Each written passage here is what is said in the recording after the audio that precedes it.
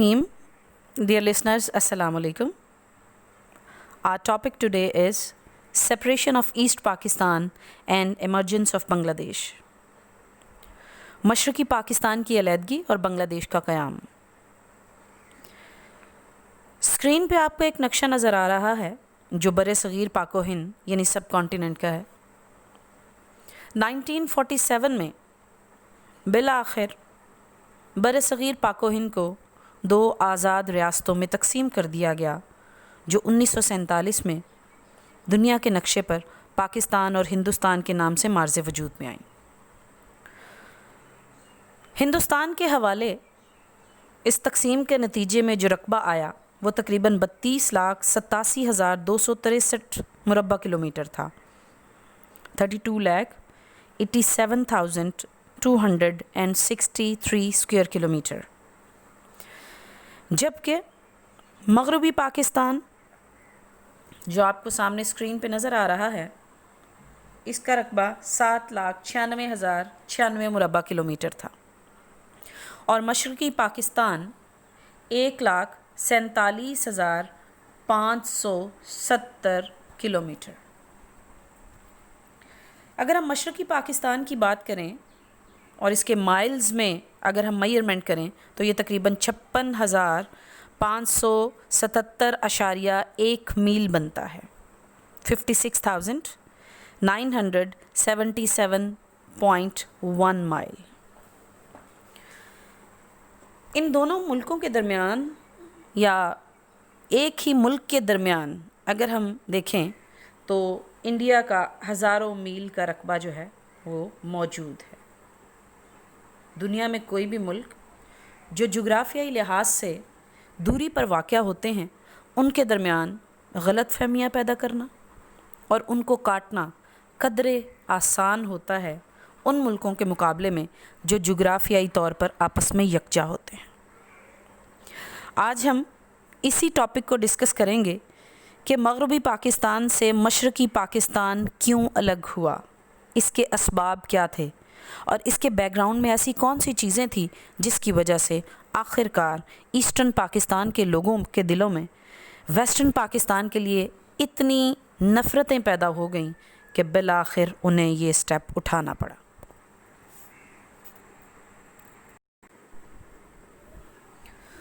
Nineteen 70 के general election मुनक्किद किए गए जिसमें अवामी लीग को मशरक़ी पाकिस्तान में ज़बरदस्त कामयाबी मिली।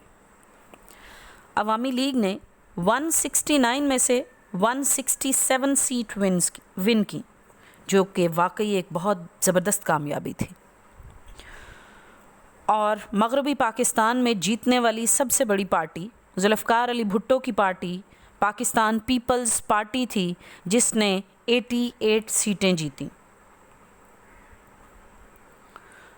अब इंसाफ का तकाज़ा ये था कि मुल्क की सबसे बड़ी मेजॉरिटी पार्टी जिसने 167 सीट जीती हैं उसके हवाले अनाने हुकूमत कर दिया जाए, मगर ऐसा ना किया गया जिसके नतीजे में मशरक़ी पाकिस्तान में अमन व अमान की सूरत हाल ख़राब हो गई।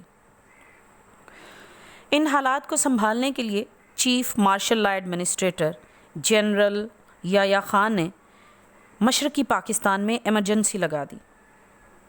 पाक फ़ौज ने अमन व अमान की सूरत हाल को बेहतर करने की बहुत कोशिश की, लेकिन इसी कशमकश में मशरक़ी पाकिस्तान के हालात मज़ीद ख़राब हो गए क्योंकि वहाँ पर मुक्ति बाहिनी नामी तंजीम फसादात फैलाने में मसरूफ़ थी जो कि इंडिया की एक टेररिस्ट पार्टी कंसीडर की जाती थी। इन हालात में 15 मार्च 1971 को ज़ुल्फ़िकार अली भुट्टो, जनरल याह्या ख़ान और शेख मुजीबुर रहमान की ढाका में मुलाकात हुई ताकि मशरक़ी पाकिस्तान में हालात पर काबू पाया जा सके, लेकिन ये निगोसिएशन बग़ैर किसी नतीजे के ख़त्म हो गए। हालात मज़ीद कशीदा होते चले गए और बंगालियों ने इन हालात से मजबूर होकर भारत की तरफ माइग्रेट करना शुरू कर दिया। भारत ने बंगालियों की मदद का गवर्नमेंट लेवल पर ऐलान किया और भारतीय फ़ौज ने مشرقی پاکستان میں موجود باغیوں کو اسلحہ فراہم کیا اور اس کے ساتھ ساتھ ان کو اس اسلحے کو استعمال کرنے کی تربیت بھی دینا شروع کر دی، جس کی وجہ سے پاکستان اور بھارت کے درمیان حالات مزید خراب ہونے لگے۔ ان حالات پر قابو پانے کے لیے جنرل یحییٰ خان نے فوج کے مزید دستے مشرقی پاکستان کی طرف روانہ کیے۔ پاک فوج نے کچھ علاقوں کا کنٹرول اپنے ہاتھ میں لے لیا، لیکن حالات کو دیکھتے ہوئے بھارت نے اس موقع کو غنیمت جانا اور مشرقی پاکستان میں اپنی افواج داخل کر دیں۔ مشرقی پاکستان میں موجود پاک فوج 2 ہفتوں تک بھارتی فوج کا مقابلہ کرتی رہی، مگر آہستہ آہستہ مشرقی پاکستان میں موجود پاکستانی فوج کے پاس تمام اسلحہ اور دوسری چیزیں ختم ہونے لگیں۔ مغربی پاکستان سے بروقت مدد مشرقی پاکستان میں موجود پاکستانی فوج کو نہ پہنچ سکی، کیونکہ بھارت نے پاکستان کے فضائی اور بحری تمام راستے بند کر دیے تھے، اور آخرکار وہ اپنے ان ارادوں میں کامیاب ہو گیا اور آخرکار 16 دسمبر 1971 کو ایسٹرن پاکستان ہم سے الگ ہو کر بنگلہ دیش کے نام سے دنیا کے نقشے پر نمودار ہوا۔ ایسٹرن پاکستان سیپریٹ کیوں ہوا؟ اس کے پیچھے کون سی کازز ہیں؟ ابھی ہم ان کا مختصر جائزہ لیں گے اور دیکھیں گے کہ وہ کون سی بڑی وجوہات تھیں یا کون سے ایسے سیاسی عوامل تھے جن کی وجہ سے مشرقی پاکستان مغربی پاکستان سے الگ ہو گیا۔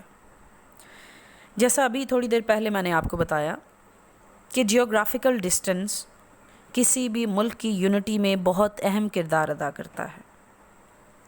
ایسٹرن اور ویسٹرن پاکستان کے درمیان ہزاروں میل پر حائل انڈیا کی ٹیریٹری شامل تھی، جو 1947 ہی سے پاکستان کو نقصان پہنچانے اور پاکستان کو دوبارہ سے اپنے اندر ضم کرنے کے لیے کوشاں تھی۔ ہزاروں میل فاصلے پر ہونے کی وجہ سے دونوں ملکوں کے درمیان سیاسی، ثقافتی، تجارتی روابط کو سموتھلی قائم رکھنا کچھ دشوار کام تھا، اور پاکستان جیسی نوزائیدہ اسٹیٹ جس کے پاس وسائل کی بھی کمی تھی، فوری طور پر یہ کام سر انجام نہیں دے سکتی تھی۔ دونوں حصوں کی ثقافت باوجود اس کے کہ یہ مسلمان میجورٹی ایریاز تھے، ایک دوسرے سے مختلف تھی۔ مشرقی پاکستان کا صوبہ پاکستان کے باقی صوبوں سے کافی زیادہ پسماندہ تھا۔ اس سے یہاں کی لوکل پاپولیشن میں آہستہ آہستہ احساس محرومی پیدا ہونے لگا۔ اسی احساس محرومی کی وجہ سے مشرقی پاکستان کے لوگوں میں بغاوت پھیلنے لگی، جو آخرکار سپریشن آف ایسٹرن پاکستان کا باعث بنی۔ یہاں کی تجارت اور ملازمت پر زیادہ تر ہندو جو تھے وہ موجود تھے، کیونکہ اس وقت مسلمان بہت زیادہ پڑھے لکھے نہیں تھے، تو جس طرح مغربی پاکستان میں انگریزوں اور ہندوؤں کو ہائر کر کے انیشیل سٹیجز پر پاکستان کی بیوروکریسی اور دوسرا کام چلایا گیا، اسی طرح مشرقی پاکستان میں بھی تجارت اور سرکاری ملازمتوں پر ہندو چھائے ہوئے تھے۔ زیادہ تر یونیورسٹیز کے اندر جو ٹیچرز تھے وہ بھی ہندو تھے، لہٰذا ایک خاص منصوبے کے تحت لوگوں کے اندر علیحدگی کے جذبات کو آہستہ آہستہ ہوا دی جا رہی تھی۔ یہ علاقہ معاشی لحاظ سے اکنامک بیکورڈنس کا شکار تھا as compare to western Pakistan. کسی بھی علاقے کی اکنامک بیکورڈنس اس کو دوسرے علاقے کے خلاف باغیانہ سوچ پر مجبور کر دیتی ہے، یہ ایک نیچرل پروسیس ہے۔ لیکن اس کے ساتھ ساتھ مشرقی پاکستان میں تعلیم کا پورا شعبہ، چاہے وہ یونیورسٹیز ہوں، کالجز ہوں، اسکول ہوں، وہ ہندوؤں کے کنٹرول میں تھا۔ انہوں نے بنگالیوں کو پاکستان کے خلاف پوری طرح اکسایا، اور جب بھی کسی قوم کا نوجوان طبقہ کسی کے خلاف یا کسی کی فیور میں سوچنا شروع کر دیتا ہے تو پھر اس ملک میں تبدیلی کو روکنا ناممکن ہو جاتا ہے۔ ہندو اساتذہ نے اپنا کردار ادا کیا اور یہاں کی ینگ جنریشن کو مشرقی پاکستان کے خلاف اکسانا شروع کر دیا۔ لینگویج ایشو بھی دونوں ملکوں کے درمیان حائل تھا۔ 1947 سے لے کر 1956 تک مشرقی پاکستان کے لوگوں کا یہ دعویٰ تھا کہ ہم چونکہ پاکستان کی ٹوٹل آبادی کا 56% ہیں، 56% ہیں، لہٰذا ہماری میجورٹی کی وجہ سے بنگالی زبان کو ملک کی قومی زبان کا درجہ دیا جانا چاہیے، نہ کہ اردو زبان کو۔ 1956 کا پہلا آئین 1956 میں جو پاکستان کا فرسٹ کانسٹیٹیوشن پیش کیا گیا، اور پھر اس کے بعد 1962 میں جو پاکستان کا دوسرا کانسٹیٹیوشن پیش کیا گیا، اس میں لینگویج ایشو کو ہینڈل کرنے کی کوشش کی گئی اور بنگالی اور اردو دونوں کو پاکستان کی قومی زبان کا درجہ دیا گیا۔ اس کے باوجود مشرقی پاکستان کے لوگوں کے اندر زبان کے حوالے سے ایک عجیب احساس محرومی موجود تھا۔ 1956 اور 62 کے کانسٹیٹیوشن میں بنگالی زبان کو قومی زبان کا درجہ دیے جانے کے باوجود یہ اختلاف ختم نہ ہو سکا۔ اس کے علاوہ جو ایک اور اہم مسئلہ تھا وہ ریپرزنٹیشن ایشو تھا۔ مشرقی پاکستان کی آبادی 56% تھی، جو پاکستان کی میجورٹی پاپولیشن تھی۔ اسی لیے انہوں نے 1956 اور 1962 کے آئین میں برابری کی بنیاد پر نمائندگی قبول کر لی کہ آدھی سیٹس مغربی پاکستان اور آدھی سیٹس مشرقی پاکستان کو دی جائیں گی۔ مگر اگر سیاسی لحاظ سے دیکھا جائے تو یہ ایک پولیٹیکل مسٹیک تھی، کیونکہ کسی بھی ملک میں صوبائی اور قومی اسمبلی میں سیٹیں ہمیشہ پاپولیشن کے اکارڈنگلی ایلوکیٹ کی جاتی ہیں۔ 56% آبادی کی وجہ سے مشرقی پاکستان کو زیادہ سیٹس دی جانی چاہیے تھی، مگر برابری کا اصول اپنایا گیا اور آدھی مشرقی پاکستان اور آدھی مغربی پاکستان کو سیٹس ایلوکیٹ کر دی گئیں، جس کی وجہ سے مشرقی پاکستان کے سیاسی سوچ رکھنے والے طبقے کے اندر احساس محرومی اور مایوسی پیدا ہونا شروع ہو گئی۔ بھارت نے کسی بھی موقع پر مشرقی اور مغربی پاکستان کے اندر مداخلت کو بند نہیں کیا، لیکن مشرقی پاکستان چونکہ 3 اطراف سے انڈیا کے اندر گھرا ہوا تھا، یہی وجہ ہے کہ وہ وہاں پر حالات خراب کرنے میں زیادہ سکسیسفل ثابت ہوئے۔ بھارت نے مکتی باہنی کے کارکنوں کو تربیت دی اور بنگالیوں کو نہ صرف امداد دی بلکہ وہاں پر جو سپریٹسٹ موومنٹ چلا رہے تھے ان کو انکریج کیا گیا۔ اسی دوران عوامی لیگ پارٹی کے صدر شیخ مجیب الرحمان نے 6 نکاتی فارمولہ پیش کیا، جس میں بنگالی کو پاکستان کی قومی زبان اور بنگالی کرنسی ٹکے کو پاکستان کی کرنسی قرار دیے جانے کے ساتھ ساتھ اور باقی کچھ شرائط شامل تھیں۔ ان 6 پوائنٹس نے بھی علیحدگی کو فروغ دینے میں اہم کردار ادا کیا۔ پاکستان اور مشرقی پاکستان کے بیچ میں جو سب سے آخری چوٹ لگائی گئی وہ 1970 کے الیکشن تھے، جس میں جیتنے والی عوامی لیگ جو کہ 169 میں سے 167 سیٹیں جیتیں، اس کو حکومت بنانے کی دعوت نہ دینا اور پاکستان پیپلز پارٹی کو محض 88 سیٹ جیتنے کے بعد حکومتی پارٹی اور حکومت بنانے کی دعوت دینا سراسر ناانصافی تھی۔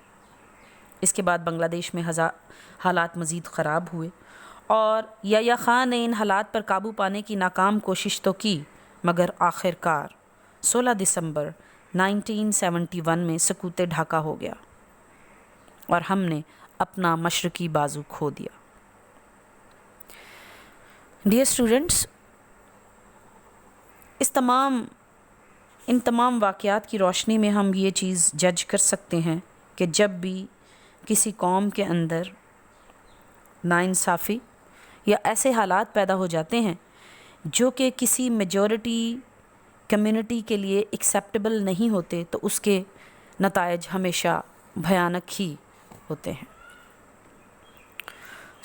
1970 کے انتخابات کو مد نظر رکھ کے یہی کہا جا سکتا ہے کہ عمل کی سوکھتی رگ میں ذرا سا خون شامل کر، عمل کی سوکھتی رگ میں ذرا سا خون شامل کر، میرے ہمدم فقط باتیں بنا کر کچھ نہیں ملتا۔